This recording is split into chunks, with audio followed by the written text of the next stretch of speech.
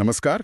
आज हम जिस विषय की गहराई में उतर रहे हैं वो शायद हम सब की उंगलियों पर ही रहता है, सोशल मीडिया। हाँ, बिल्कुल। हमारे पास एक दिलचस्प स्रोत है जिसका शीर्षक है सोशल मीडिया, फायदे और नुकसान। और इसमें कुछ कुछ चौंकाने वाली बातें भी हैं और कुछ चेतावनियां भी।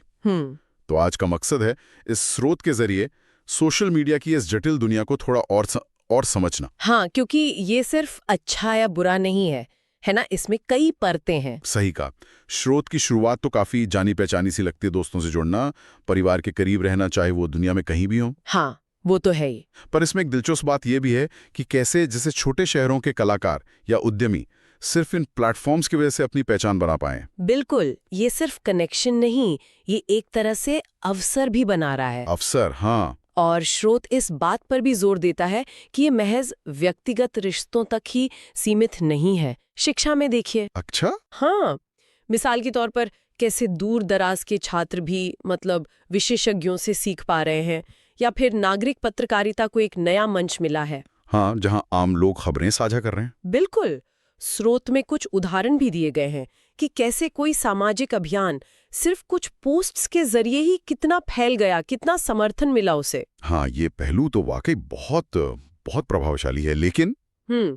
लेकिन फिर स्रोत हमें थोड़ा रुककर सोचने को भी कहता है ना? बिल्कुल बिल्कुल, क्योंकि जहां इतने फायदे हैं वहीं कुछ ऐसी बातें भी हैं जिन पर ध्यान देना जरूरी है। सही।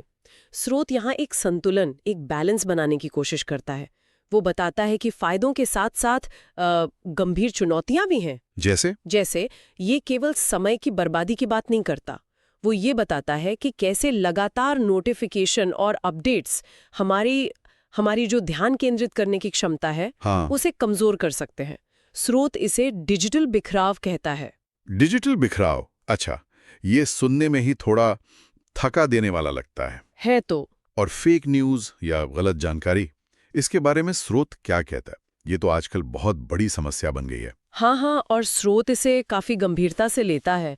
वो सिर्फ फेक न्यूज की मौजूदगी नहीं बताता, बल्कि ये भी दिखाता है कि कैसे एल्गोरिदम अनजाने में ही ऐसी भ्रामक जानकारी को ज्यादा फैला सकते हैं। अच्छा, कैसे? क्योंकि अक्सर जो सनसनीखेज या भावनात्मक सामग्री होती है, वो ज्यादा शेयर होती है। हाँ, बिल्कुल। और ये एक तरह का इको चेम्बर या कह लें प्रतिध्वनि कक्ष भी बना सकता है, जहां हमें सिर्फ वही विचार दिखते हैं जिनसे हम पहले से सहमत होते हैं। अच्छा, तो ये सिर्फ गलत जानकारी नहीं, बल्कि हमारे सोचने के तरीके को भी प्रभावित कर सकता है। बिल्कुल।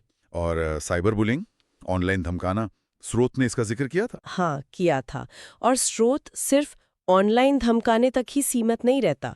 ये भी बताता है कि स्क्रीन के पीछे जो पहचान छिपी होती है, एनोनिमिटी, वो कैसे लोगों को ज्यादा आक्रामक बना सकती है। सही बात है। साथ ही लगातार दूसरों की वो जो आदर्श जिंदगी की तस्वीरें दिखती हैं, उन्हें देखकर कुछ लोगों में जो अकेलापन या तुलना वाली निराशा पैदा होती है, स्रोत उससे भी एक महत्वपूर्ण मनोवैज्ञानिक प्रभाव मानता है।